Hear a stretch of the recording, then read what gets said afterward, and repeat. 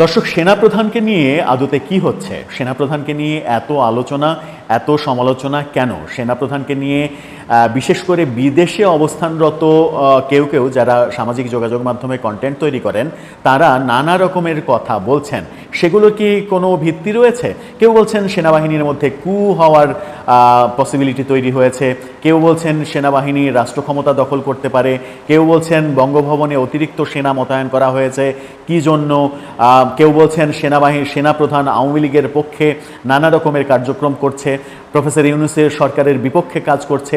এরকম আলোচনা কেন আসলো? কেন সেনাবাহিনীকে বিতর্কিত করার চেষ্টা করা হচ্ছে? কেন সেনাপ্রধানকে দোষারোপ করা হচ্ছে? কি আসলে উদ্দেশ্য? পেছনের কাহিনীই বাকি। এই যে রটনাগুলো রটানো হচ্ছে, এগুলো কি সত্য? যদি সত্য হয় তাহলে সেটা বাংলাদেশের জন্য কি মারাত্মক পরিণতি বয়ে আনবে না? সেই আলোচনাই করবো এই ভিডিওতে। বলছিলাম, সেনাপ্রধানকে নিয়ে এত কথা কেন হচ্ছে?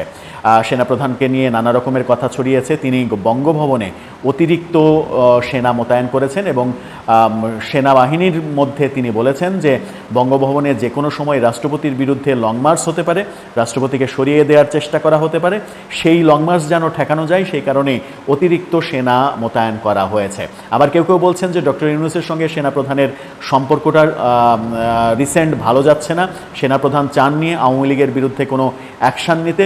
সেই কারণেই প্রফেসর ইউনূস সেনাপ্রধানকে সরিয়ে দেওয়ার কথা চিন্তা করছেন। সেটা নিয়ে সেনাপ্রধান বেশ উদ্বিগ্ন এবং সেনাবাহিনীর মধ্যে এক ধরনের জরুরি অবস্থা জারি করে রেখেছেন আনঅফিসিয়ালি, যেন সেনাবাহিনী 10 মিনিটের নোটিসে মুভ করতে পারে এরকমভাবে প্রস্তুত করে রেখেছেন। সবগুলোই আলোচনা, কিন্তু এই আলোচনাগুলো কেন হচ্ছে? এর পেছনের কোনো ভিত্তি কি আছে?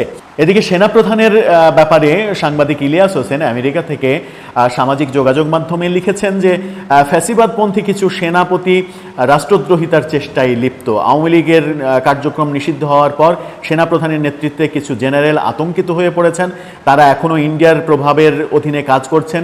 সীমান্তের ওপার থেকে নির্দেশ পেয়ে জেনারেল ওয়াকারুজ্জামান সোমবার বঙ্গভবনে বেআইনি সেনা সমাবেশ ঘটিয়েছেন। উদ্দেশ্য ছিল রাষ্ট্রপতি চুপ্পুকে দিয়ে অন্তর্বর্তীকালীন সরকারের বিরুদ্ধে জোর করে কোনো ঘোষণা দেওয়ানো। এটি রাষ্ট্রদ্রোহিতার শামিল, যার জন্য এদের কঠোর শাস্তি প্রাপ্য।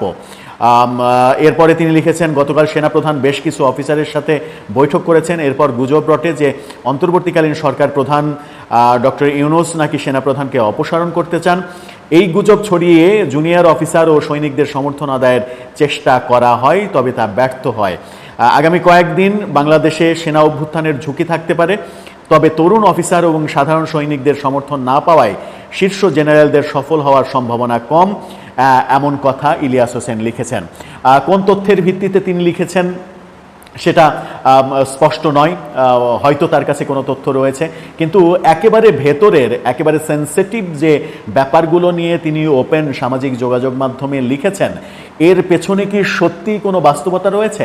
ব্যাপারগুলো কি সত্য, কিংবা সত্যের আংশিক হলেও কি এর বাস্তবতা রয়েছে? যদি থাকে তাহলে সেটা বাংলাদেশের জন্য খুব একটা সুখকর নয়। আবার দেশপ্রেমিক সেনাবাহিনীকে বিতর্কিত করাও কোনোভাবে শুভবুদ্ধির উদয় বলেও মনে করেন না বিশ্লেষকরা।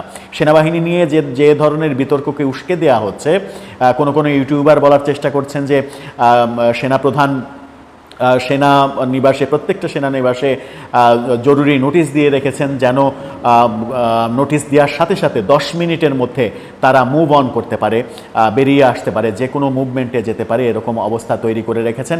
সেই অবস্থা জারি করা হয় মূলত জরুরি প্রয়োজনে, জরুরি কোনো কার্যক্রম হতে চলেছে এরকম আভাস থাকলে এরকমটা হয়।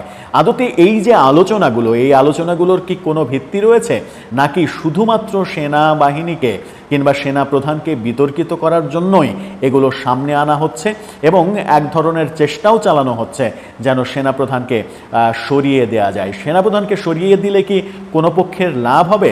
কিছুদিন আগে হাসনাত আবদুল্লাদের কর্মকাণ্ড সেনাপ্রধানের বিরুদ্ধে সেই কর্মকাণ্ডের পরে আমরা জেনেছিলাম যে সেনাবাহিনীর ঐক্য তৈরি হয়েছে প্রচণ্ডভাবে। সেনাবাহিনীর মধ্যে কিছুটা ফাটল থাকলেও হাসনাতরা যখন সেনা প্রধানকে বিতর্কিত করেছে, সেনাবাহিনীকে বিতর্কিত করেছে, তখন পুরো সেনাবাহিনী একাট্টা হয়েছে এবং এই ধরনের যে কোনো পরিস্থিতি মোকাবেলার জন্য তারা একমত হয়েছে, সেনাপ্রধানকে দায়িত্ব দিয়েছে, এরকম নানা খবর আমরা শুনেছি। কিন্তু বাস্তবতা, আসলে ক্যান্টনমেন্টের ভেতরের বাস্তবতা বুঝে ওঠাটা খুব মুশকিল। আনুষ্ঠানিকভাবে না বলা পর্যন্ত কোনো কিছুরই বাস্তবতা অনুধাবন করাটা কঠিন। দর্শক, আপনার কি মনে হয় এই যে রটনাগুলো রটানো হচ্ছে, এই রটনার পেছনে কোনো ঘটনা কি আছে, নাকি রটনাই থেকে যাবে, ঘটনা আর আসবে না? যদিও এমন কোনো ঘটনা না আসুক, সেটাই আমরা চাই, যে ঘটনা বাংলাদেশের জন্য ক্ষতির কারণ হবে। দর্শক, আপনার মতামত জানিয়ে লিখতে পারেন আমাদের কমেন্ট বক্সে।